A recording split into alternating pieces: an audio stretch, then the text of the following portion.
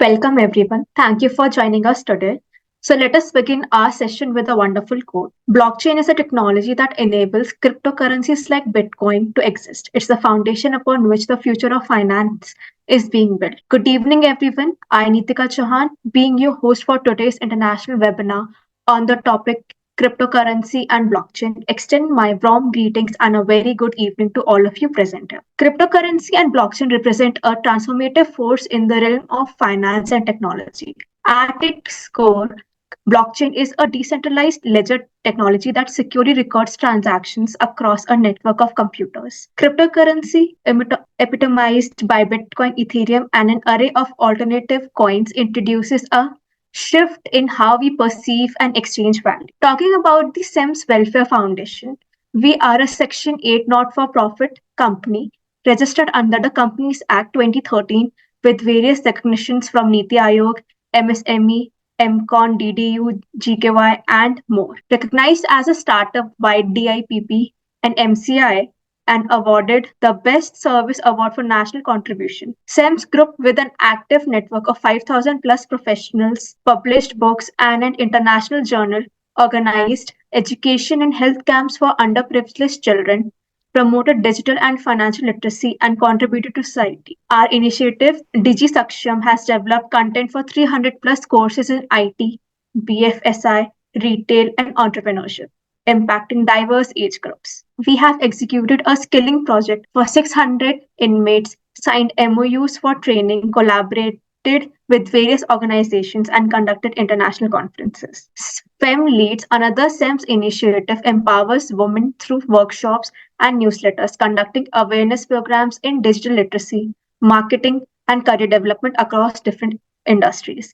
We have impacted over 1,000 women across states and recently celebrated a milestone of 100 women associated with the program. On behalf of the whole SEMS family, I welcome you all to today's international webinar on how to on cryptocurrency and Bitcoin. And to add to our guest of honor, today's speaker is Mr. Som Gupta. It is a great honor to have you with us, sir. We are grateful for your presence here with us today. Our speaker, Mr. Das Gupta, has a rich experience spanning 17 years. He has his MBA from IIM Calcutta and is a visiting faculty member in the areas of finance, credit risk, and bank management at top B schools, including many IIMs, and in premium banks as a business technology consultant. He has a pending on the topic for using game theory and determination of benefits of model use using the non-parametric method. He has developed a non-parametric credit default prediction model with market-leading accuracy and implemented it across financial institutions in India and Bangladesh. He is a blockchain enthusiast.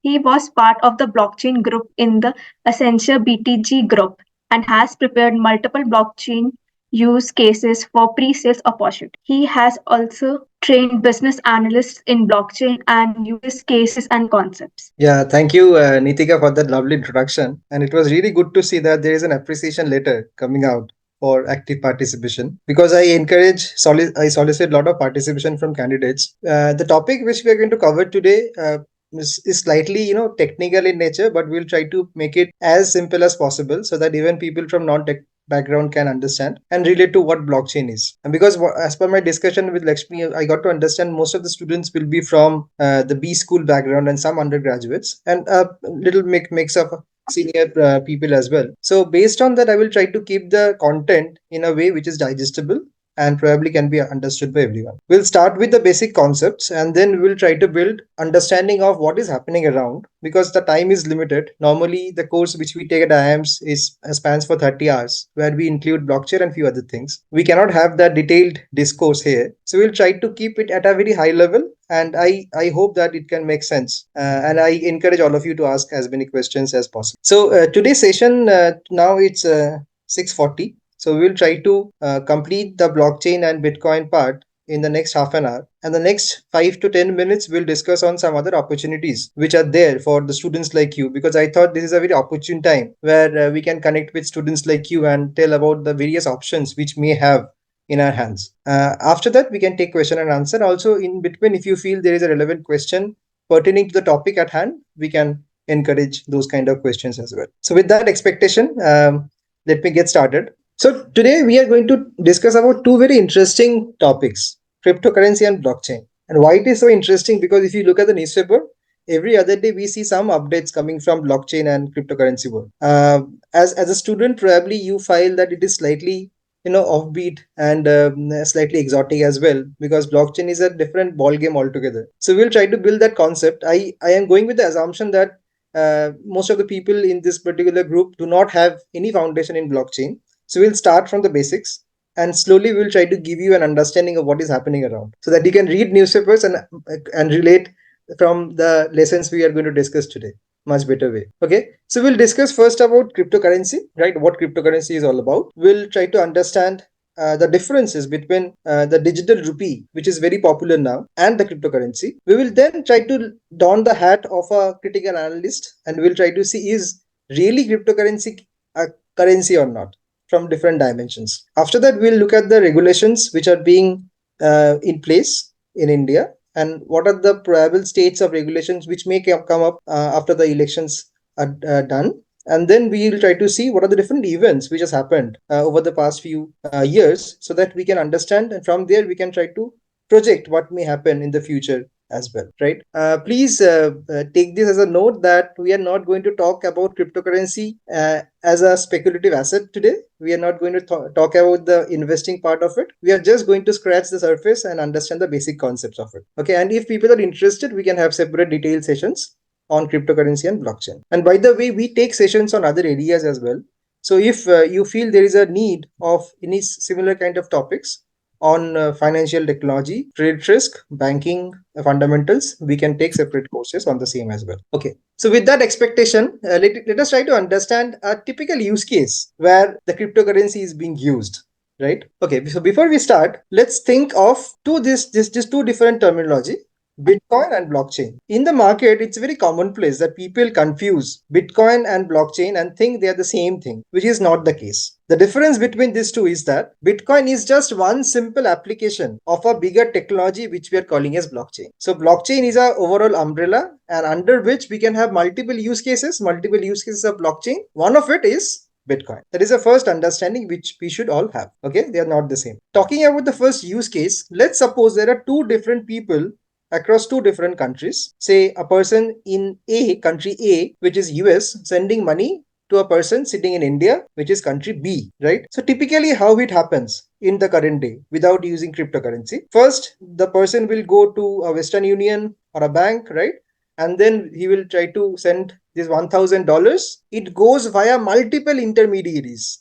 It's not just one single bank, because the banks have to talk between each other. There are so many banks, so many intermediates involved, right? At the end of the day, the money gets transferred to the Indian counterpart. A certain amount of money is deducted. So in this example, we see $30 has been deducted, which goes as a fees and commission to the different intermediaries involved. And then it takes the sweet 1 to 5 days of time. It normally is a day, but due to various kind of issues like your server issues, problems with the bank and whatnot, it may even take 5 days as well. So this is the typical turnaround time which it normally takes for a person sitting in a different country sending money to India, right? Now, I will tell you the reason why we are talking about Bitcoin. So the same thing where we are looking at three different problems. Number one, we have to rely on the intermediaries, right? There are so many different counterparties, so many different third parties involved. There can be a slack in any one of them. There can be issues with the server, there can be frauds, there can be hacks,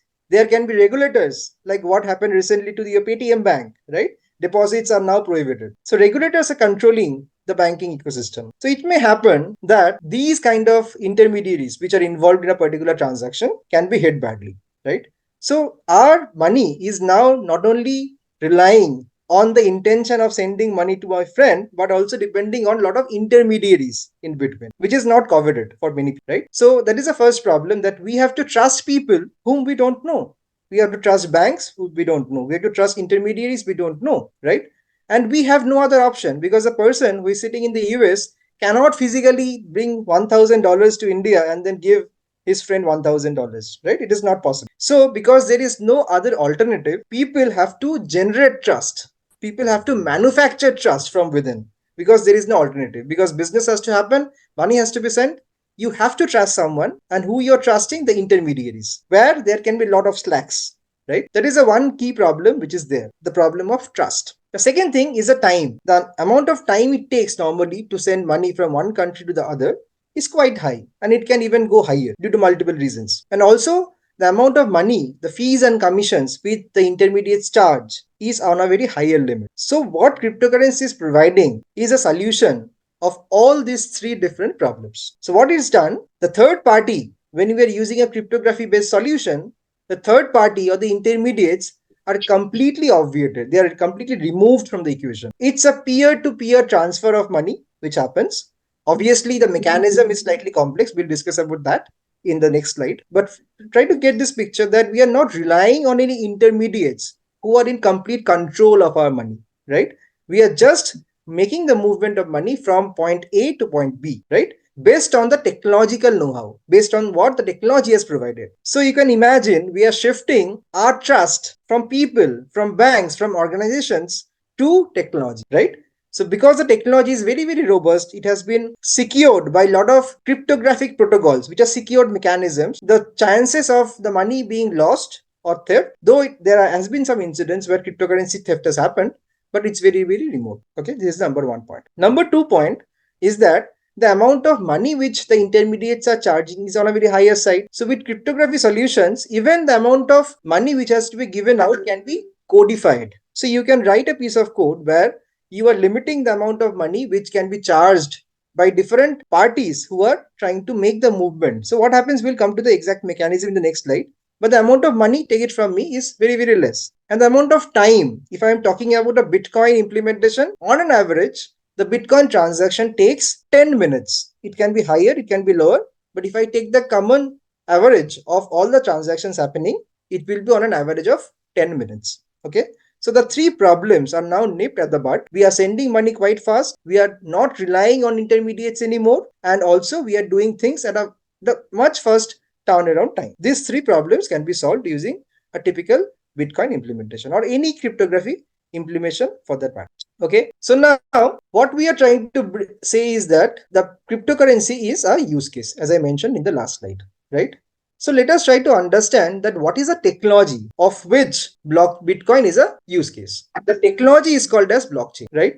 And how does blockchain enables to bring so much of security and transparency into this particular ecosystem? That is something which we are trying to understand at a very superficial level, right? We are not going too much into technology pieces, but we are trying to understand from an intuitive way. Okay, so let us suppose there are 4 different people or 4 different nodes at the inception, right? Where there is not a single amount of money with anyone. Fine. So point A, say somehow God has given $100 to point A or node A, right? It's the inception where nothing is there. A gets $100. You can think of $100 as 100 bitcoins or 100 cryptocurrency. Okay. So now A is sending, say, $20 to B. B is sending $10 to C. C is sending $5 to D. Now, if I ask you a question, if D is trying to send $10 to A, will that be possible? The answer is no, because D only has got $5. He will not be able to produce or not be able to send $10 more than what he has got from C to point A. Why we are able to say that? Because we know what are the transactions which are happened inside this particular ledger, right? We know that D has got 5. That's why he is not able to send 10. So this is one element of transparency, right? Because we can see the transactions. What blockchain offers is complete transparency. It's called as an open protocol, which means each and every participating nodes, for this example, node A, node B, node C, node D, they all get to know what the different transactions are, and then based on that, they can actually find out if a particular intended transaction, for our case D trying to send A $10, is the right transaction or not. They validate that. If they find out it is a wrong transactions, then they will be completely going against that. The transactions will not happen. So what you can see, the intermediates are not there. There is no governing bank who is playing that role of declining or approving a transactions. It's a democratic process where all the participating nodes are seeing the transactions because of the transparency being offered, and based on that, a particular transaction is either approved or it is reject. Okay, this is one of the key elements of the blockchain technology. The other thing is that whenever we are having these transactions, right, it is all sequenced. That means if A got $100, it is always time stamped before the transactions where A is sending $20 to B, right? Because it is having this kind of timestamp, it is very easy and it is very robust technology where you can rely on it. For example, if it's a case of a patent, for example, if somebody is claiming that I have filed the same patent first, somebody else is also saying the same thing, you can just see the timestamp what is there, and based on the timestamp you can find out who is telling the truth. And because of the cryptography algorithms which are being created on top of this, right, it is very difficult to hack into it and change the timestamp orientations, right? That's why people can rely on this technology much more than what you can do to a organization or a human being, because they can easily tamper your records, right? So this is the second example of the second property of the block. The number one, what we have seen is completely transparent. Number two, what we have seen, it is maintaining the records or the transactions in a time-stamped manner, in a synchronous manner, right? And this particular way of maintaining all the records is called as a ledger entry, right? That means we are maintaining a ledger of different transactions. That's why blockchain is also called as an open ledger. Why open? Because it's transparent. Why ledger? Because the transactions are kept in a time-stamped manner, right? And then people can find out who has done the transactions. The third point, which we are talking about blockchain, is called as decentralization, which means, unlike the example I will cite there, for example, if you have a Google Drive, right? In Google Drive, what happens? You can maintain an Excel sheet, a Google sheet, and students sitting in various corners of the city or the country, they can update the same Excel sheet, right, over the drive. That means it is kept in a centralized location. But what happens if this particular centralized location is being attacked or prone to fraud? The entire thing might get completely tampered. So what blockchain is providing a solution is that you do not maintain a centralized version of the ledger. You have to keep the ledger at each and every node points. For our case, A, B, C, D, there are 4 nodes. So each of these nodes will have the exactly same copy of the ledger and is being maintained not at a centralized location. That's why blockchain is also called as a decentralized solution. Now, coming to this question of sending money to A, $10, it is not possible because already people, they have this ledger open, they have this transparency, they can see if the transactions, the intended transactions of D trying to send money of $10 to A is valid or not. They find out it is not valid and this transactions is being cancelled completely, right? So now coming to the second point, when we spoke about the decentralization, instead of these ledger entry being stored centrally, you can see each of the nodes, each of the participating nodes will have the same copy of the ledger. Now, there is a very interesting concept how this particular decentralized is being maintained. For that, there is a concept of data of mining, which I will not go into too much details. Just try to understand from an intuitive basis what happens. Similar to these nodes, what we can see, there are special nodes, right, which are called as mining nodes. What they try to do, whenever there is a new set of transactions happening in the system, they try to add those transactions first into their own node. How do they do so? They try to create a particular algorithm hash which enables these miners to capture those transactions and add to their own local copy of the nodes. And what is the incentive? Because if the first person who actually is able to do that, the first person who is able to generate that hash code and joins the new transactions into their own copy of the node, they are incentivized in some form of Bitcoin cryptocurrency, right? That is called as block reward. They get some reward for that. So all the different mining nodes, they try to take the transactions and add to their local copy, right? While they do that, they are trying to get into a process which is called as mining. And once they do that, they are able to successfully add the new transactions into their local copy of the nodes, they are getting some kind of blockchain reward, right? Now, once a miner has added that particular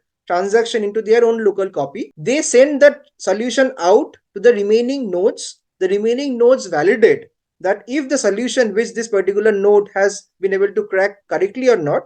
If they find it to be correct, they update their own version, own copy of the ledger, and then thus the entire ecosystem of the nodes will have the same duplicate ledger entry, and thus the conformity is being maintained. So these are the very high level features of a blockchain. So what we have understood from a very intuitive point of view, that because of such complex mechanism, right, because a lot of computational power has to go while a miner tries to add those transactions to their local copy, there is a incentive to honesty. Because if you are spending so much of computational power and ultimately you are not able to show to the network that what you have done is right, then complete effort is completely wasted, right? So there is an incentive to being honest, and this is the one of the key ingredients of maintaining the security of the protocol. And number two is that if one particular node is trying to insert some wrong transactions, for example, a particular node adds a transaction where he benefits, he adds a transaction where he gets some cryptocurrency, those kind of transactions can be seen by all the participating nodes,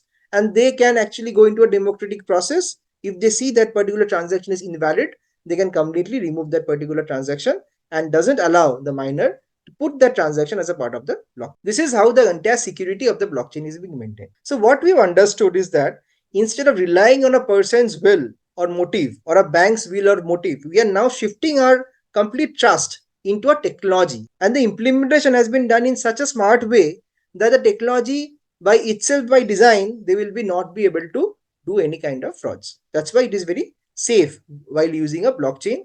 And because we are using technology which is automated, it takes less time, and the amount of money which goes out as a commission is also quite low as compared to what we do in a conventional process. Okay, I will just go ahead. If there is any question, we can take that, or else we can address the questions at the end. Okay, so what we have understood so far, cryptocurrency, it's a digital asset, right? Because it's a digital thing which is happening in bits and bytes. It is encrypted because there are a lot of complex algorithms which are happening, which encrypts the particular protocol, and that's why hacking becomes very difficult. It is decentralized, as we saw, that the ledger copies are stored across various nodes. So if one particular node is attacked, the version is being still saved, right? So it is very, very safe in that way because the same copy is retained across all the nodes of the ecosystem. It is trustless. That means you do not need to manually trust any intermediates. You do not need to trust a bank or credit rating agency. You just need to trust the technology. They are actually trying to take care of your trust factor. Peer to peer, we don't rely on a third party. It's secure because of cryptographic algorithms. It's borderless because a transactions happening in India versus a transaction happening in US doesn't make any difference. It's all just a node. You are not physically going to go to a bank or talk to a person, right? It's borderless. A transaction initiated in US or India means the same thing. Immutable, that means once a particular transaction has gone inside the blockchain, it cannot be tampered. It is there until blockchain exists, it will be always be there, right? It is completely immutable, which actually solves a lot of use cases on identity. Medical records, if you're putting your records into, or your patent applications, if you're putting your information in the blockchain solution, then the chances that this particular record being tampered is very, very remote and doesn't happen like that. Okay, so now that we have understood the very basics of blockchain and cryptocurrency, I hope this was meaningful. Now we'll try to see that in the market, what are the major players, right? Because when we speak about cryptocurrency, we often call out the name of Bitcoin. Bitcoin is one of the most premier and one of the first created cryptocurrency, right? And Satoshi Nakamoto, he actually was a group or a person, they actually found this. And today, as we speak, there are more than 23,000 cryptocurrencies being operated. Many of them are very popular, many of them are not so popular, and they have different use cases to solve. Some of the things which are popular are definitely Bitcoin. Then we have something called as Ripple, Ethereum, right? And many of you may be aware of FTT because of Sam Bankman-Fried. There are Indian versions of it as well, Lakshmi Coin and others. So in the market, around 1.7 trillion market cap of Bitcoins are circulating as we speak today, right? Out of which Bitcoin has the major force. It is dominant in the market with a market share of more than 48%. Sometimes it goes even beyond 50%, right?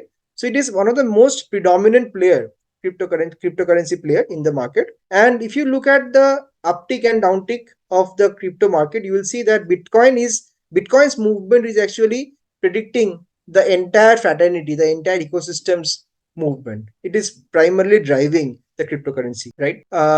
So now coming to the next topic, when we see that a lot of news is being circulated about digital rupee, right? So many people actually confuse that digital rupee to be a cryptocurrency, which is not the case. Okay, we'll try to understand that how digital rupee is different from a cryptocurrency, right? There are few similarities because the digital rupee implementation has been used by blockchain. So blockchain is providing the technology by which digital rupee has been created, right? And as it is a blockchain solution, once you do some transactions, you cannot make any changes. It is completely immutable. But the similarity between digital rupee and cryptocurrency ends there, right? Because digital rupee is nothing but a legal tender. It's like the valid money which we are carrying with ourselves. Say a 500 rupee note, right? Who is the issuer of it? RBI is the issuer of, right? And it has got a certain monetary value. For example, if I talk about a cryptocurrency like a Bitcoin, what happens? Cryptocurrency protocol or the code which has been written, that will generate cryptocurrency. The mining is not decided by any regulator. Unlike your digital rupee, where the RBI will try to decide that how much of currency should be minted, how much of currency should be printed, right? The technology of blockchain will drive the minting of cryptocurrency. So it is not being regulated by any individual or any agency. The second thing is that as cryptocurrency is generated out of thin air, that means you write few lines of code, software code, and after a particular process, a cryptocurrency gets generated. That's it. So you do not have to recognize cryptocurrency to be a liability on the balance sheet of RBI, unlike your digital money. Digital money, it's a legal tender, right? It's a debt instrument. When RBI is issuing any kind of currency, it's a debt instrument. We take it to the bank, and then bank will recognize this and give that money, right? It's a debt instrument. Whereas if you talk about the cryptocurrency, it is not any kind of debt instrument. It is not noted in the balance sheet of any, in the liability side of central bank. What it is there, it is actually generated as a virtual digital asset. So in the 2021 budget, it was decided that cryptocurrency can be tagged to be a virtual digital asset, right? It is not a liability of the Central Bank of India. The third thing is that cryptocurrency generation is not permissioned by anyone. As long as the mining process happens and miners are able to successfully add the transactions to their own version of the mining node, and they are successful in doing so, some of the cryptocurrency is being minted. Whereas if you look at the digital rupee, RBI decides how much of money should be floated based on the monetary policy, based on how to control inflation, based on the interest rate risk. They will try to find out that how much money should be there in the ecosystem, based on which they will try to regulate the digital rupee, which is unlike what we see in a cryptocurrency implementation. Okay. Now coming to the next topic, when we call cryptocurrency a currency, right? Is it the right thing to say or not? That is the first question we have. So if you ask me, I have actually tried to analyze cryptocurrency from various opinions of RBI governors. Then I have decided to study cryptocurrency on my own. I am trying to find out a framework by which we will try to decide if cryptocurrency is belonging to the currency segment or not in the first place. Okay, so unit of account, definitely cryptocurrency can be a unit of account. For example, if you go to countries like El Salvador, right, or Central American Republic, CAR, right? So if you go in those places, you will see that Bitcoin is recognized as a very good tender currency. It's almost like a legal currency, and then it is used to purchase multiple things. Even companies like Ferrari, then Tesla, they actually use cryptocurrency to make some purchases, right? So it is definitely a unit of account. The second thing is issuer. For a legal tender like your digital rupee or any rupee, right, the cash we are carrying with us, there is a issuer. Who is the issuer? The central bank is the issuer, right? Whereas if I talk about any kind of cryptocurrency, who is the issuer? It's not the central bank. It's the technology of blockchain, the people who have written the code, right? That code, after a certain event, will generate some cryptocurrency on its own. So there is no such issuer for that matter. So it's a very, very different way like a cryptocurrency is being implemented. Medium of exchange, it can be definitely used, but the problem is the value of cryptocurrency is very volatile, right? If you look at the market trend, it goes up and goes down like anything. Few days back, when the SEC, the US SEC, right, they recognized Bitcoin based ETF funds, right? So based on that, suddenly you saw an uptick of the cryptocurrency price. Suddenly in 2 days time, there is a 20% degradation of the price. So you can see, because it is so much volatile, thinking of cryptocurrency to be a medium of exchange is always a risk. So if you want to buy a say car with a 10,000 cryptocurrency, and then tomorrow you go and find it becomes to 12,000, it becomes very difficult because of the volatility of the prices. So it cannot be trusted to be a medium of exchange. Commodity or debt. So what do you think? Cryptocurrency is a commodity? No, it's a virtual asset, right? And it's also not a debt because the RBI is not listing it as a liability in its balance sheet. So it is neither a commodity nor a debt, unlike the normal currency which we see around. The trust, the next portion, trust, see, otherwise technology is providing the trust factor, that's for sure, but For that, you have to have all the different partners in the ecosystem. If there are so many cryptocurrencies floating around, some people are using Dogecoin, some people are using altcoin, some people are using Bitcoin, right? There are so much of different variety of cryptocurrency being floated around. So unless you bring everyone under the fold of the same cryptocurrency, you cannot trust each other, because you have to bring people under the same cryptocurrency to do the transactions. So trust also is out of question. The other thing is that financial or digital asset. It is not having any kind of intrinsic value.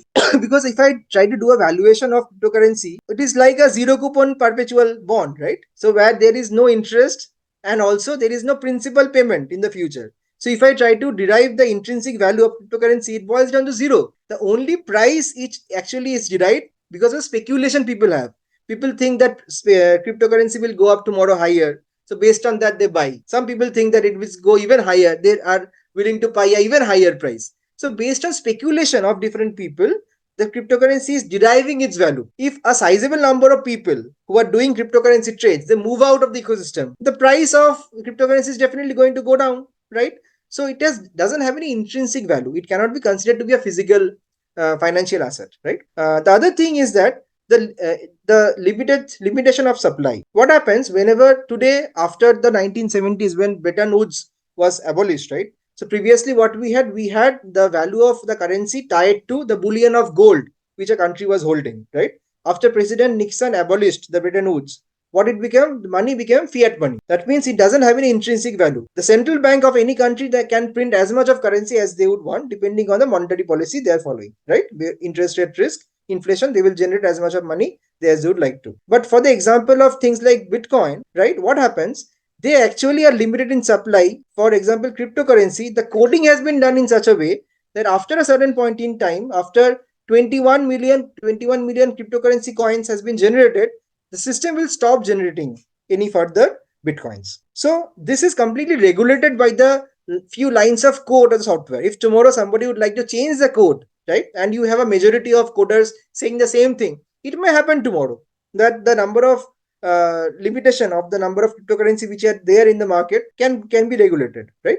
So these are the different features which tells us that more often than not we find dissimilarity. So in cryptocurrency, if you ask me, cannot be considered to be a cryptocurrency, cannot be considered to be a currency where it can be traded. Definitely as a speculative asset, it can be used, right? But for doing the normal transactions, buying things, selling things, right? Probably it is not the right time, or it's the right asset to be considered. One of the major problem which we have seen in the Indian context is that most of the cryptocurrency we have, they are all denominated in either US dollars, Japanese yen, or other foreign currency things. So now the problem with RBI is that because they are trying to regulate the monetary policy, how they are doing that? By limiting the supply of money. They are sometimes trying to increase the interest rate. They are trying to put in the inflation rate pressure, etc. So based on, they're trying to control the supply of money. But if your cryptocurrency is denominated in a different currency, non-rupee non-rupee denomination, then how can they control?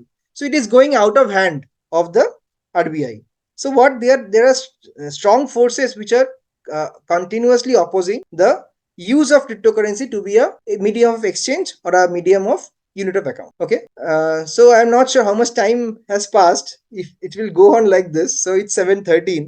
So Lakshmi, I request whenever you see that I am slipping out of time, please give me a flag. Then I can orchestrate accordingly. Okay. Yeah, yes, sir. Yeah. Sir, actually, like, if the number of slides is less, you can continue for the session for another 10-15 minutes also. Sure. It's not an issue. Sure. Yes.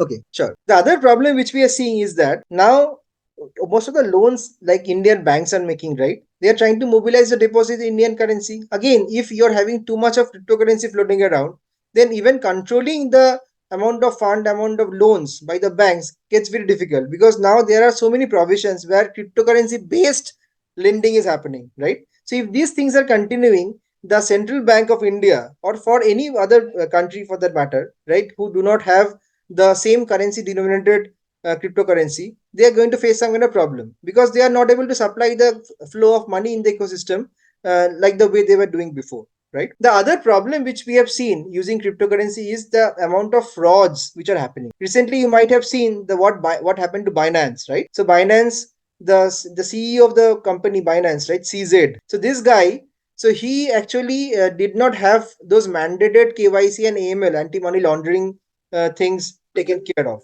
So what happened? Like there were a lot of transactions in which the money was being sent out from US to the countries which were sanctioned. For example, the money was going to North Korea, sometimes money was going to Afghanistan, etc., etc. So all those transactions, because you do not need any physical KYC previously in US, so a lot of transactions were happening where KYC were not being done for the people who were doing the transactions, and a lot of money was being sent to different countries which were sanctioned. So this actually came as a anti-money laundering, anti-breach, breach of trust, right? So and this is the reason why around 4.2 billion dollars were fined to the company Binance, which was one of the most predominant exchange in the cryptocurrency world. And same thing which we also saw in Indian context also. There are lots of raids by ED. ED had been doing lots of raids in different exchanges based out of India, like CoinDCX, WazirX, etc., etc. They have gone to the owners' houses even to do the raids because of the lack of transparency. What we mentioned is that previously people were not mandated to have the KYC and the AML things done. Now it is compulsory in India. If you go to and try to open any of the accounts in cryptocurrency exchanges, it is a mandate that you have to provide all the documents required for KYC. But there are some foreign offsite companies, like for example companies like Binance, right, Kraken. So these kind of companies, they are trying to set up their offshores. They already have. They are trying to retain the same model, right, without KYC they were doing. So now the Central Bank of India, with the aid of ED, they have done a lot of raids across the founders' home, the office places, right, of different exchanges. And it's a kind of stricture now. Everyone has to follow the same principles and guidelines in the Indian ecosystem, right? The other problem which we did not discuss during our discourse is that while a miner, if you remember, when we spoke about mining, the miners are trying to add the transaction into their own local copy of the nodes, right? And they do it through a concept called POW, proof of work, right? And it's a very cost intensive and computational intensive process, right? To generate that particular hash key, lot of computer and energy power is being utilized. So this actually puts a red label from the green activists. So what they are saying is that there should be a concentrated effort to move away from the common way of minting the coins in the cryptocurrency environment and moving to something called as POS, or proof of stake, which we'll not be discussing today because of lack of time, right? Okay. But having said that, what we spoke about are the limitations of cryptocurrency, right? Not the blockchain. Because what we have said earlier is cryptocurrency is just one simple use case of blockchain. There are so many different use cases of distributed ledger technology or blockchain that slowly we are seeing people are embracing. For Indian context also, if you know, there's a blockchain company called Monetago. So they have already set up their blockchain implementation for trade finance of India. And as we speak, a lot of different banks and non-banks, they are trying to set up the identity related problem using blockchain solution. Similar to Aadhaar, what we have in India, in Indonesia, they have used blockchain for their identity management. So as we go ahead in the journey, we are seeing that blockchain is getting more and more applicability across geography. Most of the countries are using different kinds of blockchain solutions, right? But we should be very, very careful about using the cryptocurrency for doing exchanges and maintaining it as a unit of account. For speculative purpose, it is fine. If you would like to invest and do trading, that may be up to your risk appetite. But even the Central Bank of India, going with the steps which they have taken so far, it seems that they are completely against using cryptocurrency to be as a legal tender. But the good news for the crypto guys was that in 2022, the Indian government, because previously what happened, no one knew how they are going to call cryptocurrency. Is it going to be called as a virtual digital asset, or it's going to be a common? No one knew how to put a nomenclature around cryptocurrency. But in 2022, in the budget discussions, the Indian government actually finally they gave the status of virtual digital assets, or VDA, right, to cryptocurrency. And then they had put a tax slab of 30% for the trading, which was on the higher level. And a lot of people, a lot of exchanges, they are now trying to bring the prices down and are in negotiations with the RBI. Okay, so moving on. Okay, so this is a snapshot of the different regulations which we have seen for the crypto world in India. In 2013, what happened? RBI initially had no clue that how this cryptocurrency is going to impact the lives of retail people. Like if they're going to be defrauded, or some kinds of phishing attempts or some kind of hacking attempts may happen through the cryptocurrency route. So RBI was not having much clue to that. So they cautioned the users, the traders of cryptocurrency, but there was no ban as such in 2013. 2017, there was a clear-cut ban. RBI banned the traders doing cryptocurrency trading. But in 2022, there was an overture of the previous ban. Now, what Supreme Court told was that the ban has been removed, but they did not give up any kind of recognition of using cryptocurrency to be a legal asset, right? But in 2022, as we just spoke in the last slide, finally Union Budget classified the digital asset of cryptocurrency to be a VDA, virtual digital asset, and they put a tax slab which gave some recognition to the cryptocurrency. And then the price also, we saw that the price uptick happened in 2023. As we speak, and 2024, the RBI has become very strict on doing the consumer protection acts like KYC, AML, right? Minimum capital to be maintained by different exchanges, and the customers will have a right to information. If they are finding some kind of lack of transparency, they can always go for the right to information, and then find out how their money is being used, right? So those kind of things already have been done. But in 2024, as it was expected, because it's an interim budget, we did not find that Nirmala Sitaram mentioning anything about the cryptocurrency regulations and taxes. So probably after the elections get over, we will get to see a detailed regulation coming up. And as we know that India was leading the G20, right? And then they are in talks with different blockchain providers to set up some regulations across the globe. And probably once that is being set up, then we'll see that there will be some regulatory strictures coming from the different places, not only in India but across the globe, right? So now moving on, we'll try to calibrate what happened in the last 2 years, right? Because when in 2021, if I remember, cryptocurrency was the best year, right? It was called the golden year for cryptocurrency, 2021.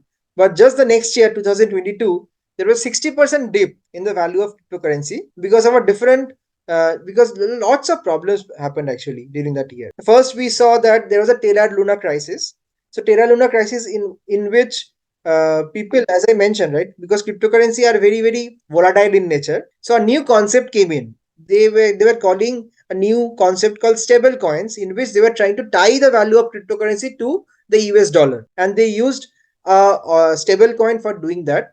But unfortunately, there was a crash in the price of the stable coins which Terra Luna provided, and this actually erased the trust which was building up for the stable coin. That was very unfortunate incident. After that, we saw that the blue-eyed boy of the cryptocurrency fraternity, you know whom I am talking about, who recently got life imprisonment, Sam Bankman-Fried. So he actually did a lot of fraud, right? He was trying to misuse the funds of the customers. FTX was a exchange, right? And people were putting their funds into it, but without the knowledge of the customers who were providing the funds, the money was being transferred to a different company, Alameda Research, which was under the name of the same owner, Bankman Fried, and then that was being used there. So a lot of it was similar to the Enron case. If you are all B school grads, so probably you have read about the Enron case. Same kind of fraudulent things happened, and this actually brought down the confidence of the cryptocurrency investors, and a lot of value was wiped out from the market in just 1 year. 60% dip happened in the cryptocurrency prices, right? And after that, what happened? Yeah. So after that, what happened? We saw that once the trust was being lost, the investors who had put money in other exchanges or other cryptocurrencies, right? They were also withdrawing money because they were not sure that if the place where they had put their money was also a fraud or not. So this actually saw large outflows of, and the price of the cryptocurrency dipping down, right? And a lot of frauds were happening.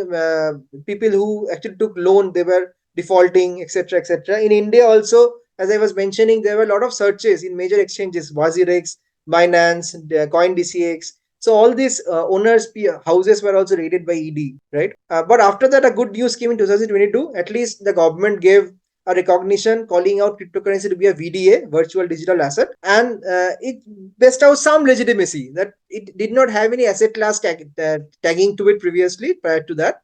But after, though Nirmala Sitaram imposed a lot of taxes, 30% tax for doing the trade, but actually it was a sign of relief that at least it got recognized to be a virtual digital asset. After that, because what I was discussing is that it consumes a lot of energy. So now we see that one of the largest, no, if not the large, like Bitcoin is the largest cryptocurrency. After that, we see Ethereum in terms of market cap. So Ethereum, they actually moved away from your proof of work, which entailed generation a lot of energy, right, to something which was green initiative, which is called as the proof of stake. And that phenomena was called as merge. So this showed that pattern that probably down the line many people will be moving from POW to POS, right? That is one of the things which probably we will be seeing years going ahead, right? And now, one good thing which happened recently was that in 2000, in the last month only, the US SEC, they recognized Bitcoin backed ETFs, right? Exchange traded funds to be traded. So that was one good news. That means the US SEC also has given some recognition to that. So the price of the cryptocurrency went up to almost 50,000, which was a three-year high. If I look at the last 3 years, it was a 3-year high, around $49,000 per Bitcoin. And this was after the decision was taken by the SEC that they recognized the spot Bitcoin ETFs to be traded, right? But after that, we saw that FTX was being sold off, and that 20% of the value of the cryptocurrency got wiped out. So what we are seeing is that it's actually interplay of a lot of market forces which are driving the price of cryptocurrency, but the volatility is so large, right? A small incident, right, can affect the Bitcoin prices, and that in turn affects the remaining other cryptocurrency which is smaller in nature. As we spoke, that there are 23,000 or more than cryptocurrency pairs which are being trading in the world currently. And if people are investing so much into cryptocurrency, there is a high chance that a lot of market cap can be erased off because of some sudden market shocks which are unprecedented, like what we saw for FTX, what we saw for Terra Luna crisis.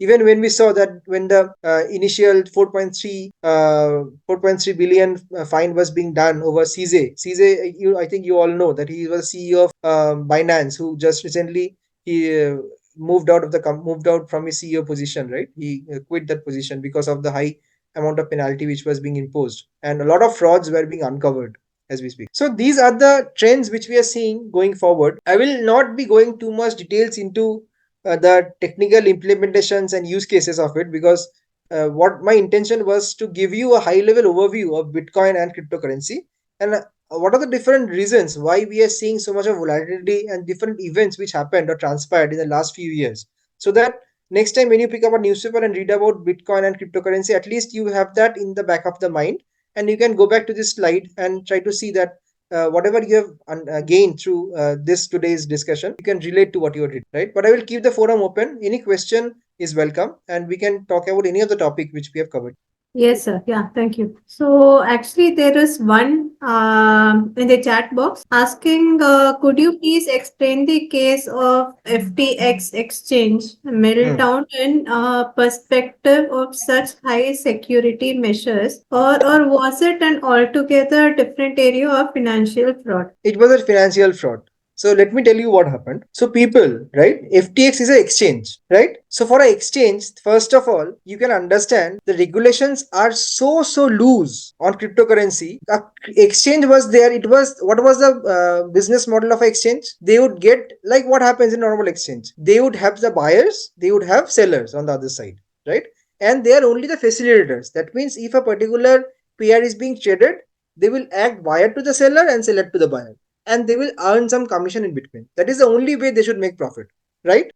But what happened, what we saw, the same exchange also had its own cryptocurrency token. They had their FTT tokens, right? And then what they did, they tried to increase the value of the FTT, and they also moved a lot of customer funds which was being invested in the exchange, unknown to the investors, to the other company of the same owner. Bankman Fried was the owner.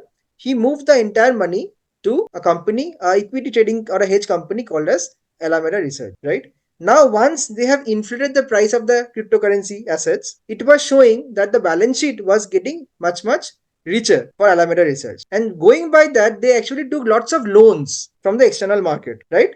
And that was being used for political funding. These kind of things came up, and these otherwise would not have been known. There was a news tweet which came up, and then after a lot of evaluation, it was found out that lots of things were being happening at the back end. So I just told at a very high level. If you need some more depth, please feel free. Can I, the person who asked the question, can you please unmute yourself and see? Let me see if you understood it. So, is Ritik there? Ritik, please unmute yourself. Yeah, it's clear, it's clear. Yeah, Sure, yeah. sure. Thank you. Is there any So, other question? yes, sir. Yeah. So, one more is government recognized as legal status to VDA? Yeah, VDA, it has been recognized as a virtual digital asset by the government. Okay. Then can be used in India like US in future? Sir, can we use just like in future currency as instead of currency can we use in India same cryptocurrency in normal currency mode? Yeah, so in India, there is a company called Unocoin. There are very Okay. rare examples. Okay, there is a company called Unocoin who actually gave coupons based on the cryptocurrency tokens, right? But apart from that, the examples where cryptocurrency has been used as a medium of exchange is very few and far between. There are very less examples. In Tesla, right? I remember in Tesla, they actually had some of the Tesla cars being denominated in cryptocurrency. They use Dogecoin, right? It's a very famous favorite of Elon Musk. He likes Dogecoin a lot. So he actually priced some of the cryptocurrency tokens in Dogecoin to the price of the Tesla cars. There were some other in Mexico also, some Subway and KFC outlets. They were using the cryptocurrency, but the examples are very rare, very less. At least in Indian context, is very less. Sir, one more question from my side, sir. What is the use of this currency? Because we are using normal currency, what is the use? Yeah, that's what I'm saying. I don't see any use. Sir, sometimes it is decreasing the amount also. Suppose I buy 100 rupees Bitcoin or something amount, but in future maybe it can be go up or maybe can go down. Right. So what is use behind that? Right. So I mentioned you can use cryptocurrency to be a speculative asset. That means if you as a trader, you are very bullish that the price of cryptocurrency will go up, right? Same like any trading in a derivative instrument, right? It can go up, go down. So if you are using it as a speculative instrument, that's fine. But if you are means basically is for trading purpose only. Trading only for speculative purpose, I see no other value. But if you look at other blockchain instances, for example, if I talk about letter of credit, or if I talk about say invoice factoring, where a lot of blockchain solutions are coming up, they are not having any kind, they are just tying the value of the transactions to an alternative to currency. So in that way it is fine. But if you are trying to do transactions like buying a thing or selling a thing, so there I don't see the use of cryptocurrency. For that we have the digital currency which has come up. It is also encrypted by your blockchain technology, right? So probably we will see more and more use of digital currency going forward. And India is blessed with the supreme technology of UPI, right? Because UPI can solve most of the problems. The only problem with UPI is that you need to have a bank account. With Prime Minister Jan Dhan Yojana, out of 1.4 crore people, around 60 to 70 crore people already have got bank accounts today, right? The remaining people, for them, there are a lot of new initiatives which are happening in which people are opening bank accounts. Once you have a bank account, you can do transactions using UPI. But for your digital rupee, you do not even need a bank account. You just need to have a wallet, right? You take your QWERTY phone. You don't even have a smartphone also, right? You go with a feature phone, you just top up a certain amount of money, and then that money can be used for transaction. You don't need a bank account for that. It's the only differentiation which I see digital rupee can bring in. Otherwise, UPI is solving most of the problem. Thank you, sir. Thank you, sir. Thank you for your answer. Yes. Will it be regulated in future by RBI? Which one? Cryptocurrency, will Yes, it be definitely. regulated by RBI in future? Yeah, good question. So, if I talk about cryptocurrency as such, right, it is very difficult to regulate. But what can be regulated are the exchanges. For example, you as a customer, you as an investor would like to do a trade, right? You have to open your account with the exchange, right? If you would like to do that account opening of account, previously KYC AML checks were not being done. That means no one knew who was doing the transactions. So the same reason for which your Binance, which is the largest exchange in the globe, right? It was penalized in US. Why? Because a lot of transactions were being originated from the US, where money was flowing to the tune of few crores of rupees to countries which were in the sanctioned list. But no one could identify the provenance from where these transactions were originating. But now, what kind of regulations will come in the next 2 or 3 years is that it will be a mandatory thing. Even for a foreign exchange which are setting up its shop in India, it will be mandatory for them to go through the KYC process. That means each and every investor, each and every trader who are trying to open their account with a particular exchange, it's mandatory for them to give all the KYC AML details which the exchange is requesting. Is it Yes. understood? Thanks. So one more. Can you explain the difference between public and private blockchains and provide examples of use cases where each type might be preferred? Yeah. See, the thing is that what is a private block? You will have a certain number of nodes, right? And these transactions will be only monitored. So if you are giving a privilege for a particular node to see your transactions, you can see that in the private setup. Public means anyone and everyone can come. I'm talking in a very simple and naive way. Okay, you will go and find a lot of jargons in that web, right? You will find a lot of definitions, but it's a simple story. So where you have permissioned access, but in a decentralized format, your primary intention is what? Your primary intention is to solve a use case, and that use case will change across different people. For a bank, if they are setting up, say, identity use case, where the identity of people will be tracked, for which they have to give access to each and everyone who would like to access blockchain. But say, for example, you have a letter of credit. So in the letter of credit, say for example, whenever I think most of you are aware of letter of credit. I will not be able to explain today because of paucity of time. So there is a concept of bill of lading. What is bill of lading? Whenever the exporter is sending the goods out to the importer, right? They have to take the notes in a bill of lading or from the shipyard that I have already moved out these many goods at this quantity, at this quality, etc. So that bill of lading goes to the bank and bank will approve. Now this bill of lading cannot go to all the different parties in the ecosystem, right? It has to go to the right place and that person has to approve it. So based on the use case, you have to see that wherever my public blockchain and my private blockchain is fitting, you take it. Fine. Does it answer the question? This is Tripura Sudhapriya, sir. Yeah. Hi Tripura. Please go How ahead. does blockchain ensure data integrity and security? Okay, there are 5 steps to it. Okay, what is the first step? First step is that it has something called as a hashing algorithm. For Bitcoin, the hashing algorithm is called SHA-256, which is a very, very robust algorithm. So whenever you are trying to do a transactions, it is encrypted using that particular SHA-256 algorithm, which is hack proof. This is number 1. Number 2, whenever you are using a blockchain technology, as I mentioned, it is driven through a consensus mechanism, which means if I am trying to do a intended transaction, it is completely transparent. People in the node, they can see if the transaction which I am trying to do is a fair transaction or not. If I have $5 with me, can I send $10? The answer is no, right? Because of this democratic process where each and everyone, all the nodes can see that how much money I have, right? I have all the transactions from today, from start to today. So it can be tracked that how much money has inflowed, how much money has outflowed. So they know how much I have, right? Based on that, they will take a opinion. Okay, this guy has got 5, he is sending 10. Is it valid? Answer is no.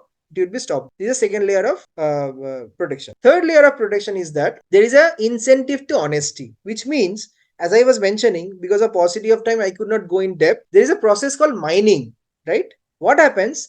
The miners, they all try to add the new transactions to their own local copy of the blockchain. Local copy means what? The ledger which they are holding for themselves only, right? So while they are trying to do that, they have to generate a particular form of key, or you can think of it as a joiner or as a link which takes the new transactions and adds it to the existing previous transactions, right? But that process, though I just told you like this, it's a very difficult process because you have to solve a very complex problem. You have to find the right amount of hash key which can generate and then add it to the existing set of transactions. The person, the miner, all the miners will try to do that. The miner who is able to solve the problem first, that person will be able to get a blockchain fee. Now, after this is being done, he or she is sending out the solution to the remaining miners.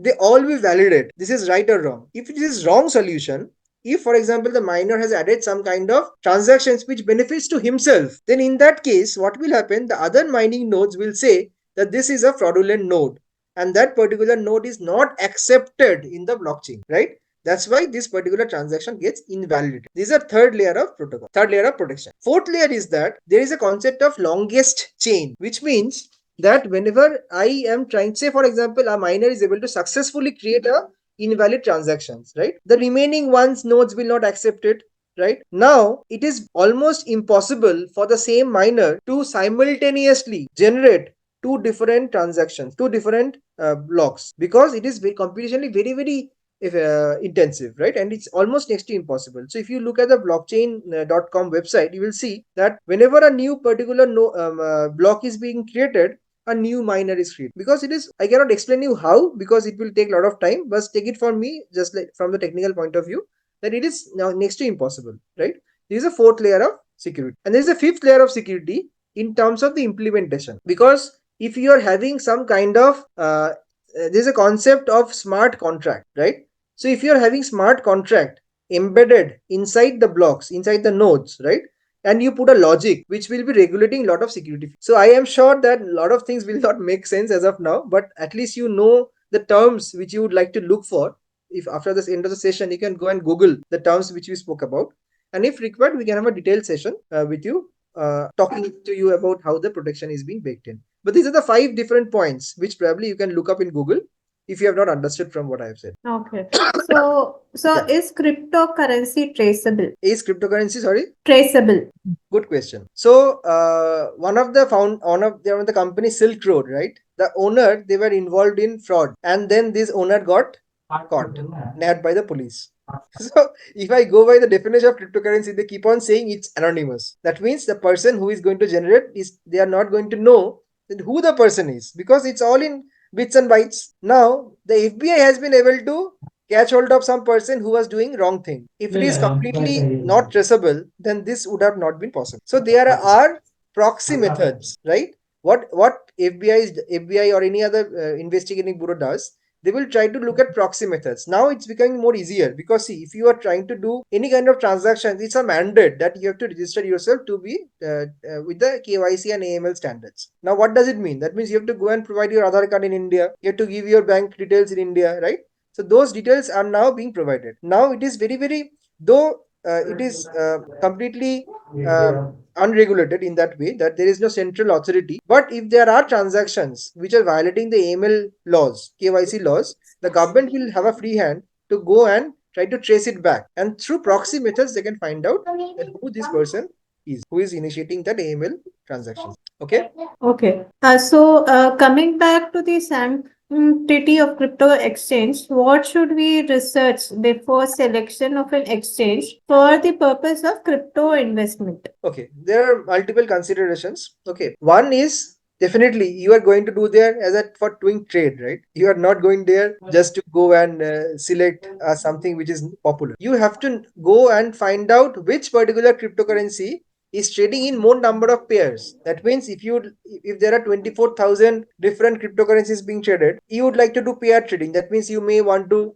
sell your Bitcoin, buy Ethereum, sell your Ethereum, buy Dogecoin, sell your Dogecoin. So all these transactions you would like to do. So if you have to see where is the most number of pairs being traded, then it's almost like the exchange where you have got the most liquidity, where most of the trades are happening. Same goes for crypto. The other thing is that there is something called as one-time fee. Some cryptocurrency exchanges charge higher, some cryptocurrency charges lower. So there are many factors which has to be considered. There are laundry lists if you would like to find out, right, which are the different considerations to take. Probably you can Google and find out. But the first thing which as a trader I would look for is security, right?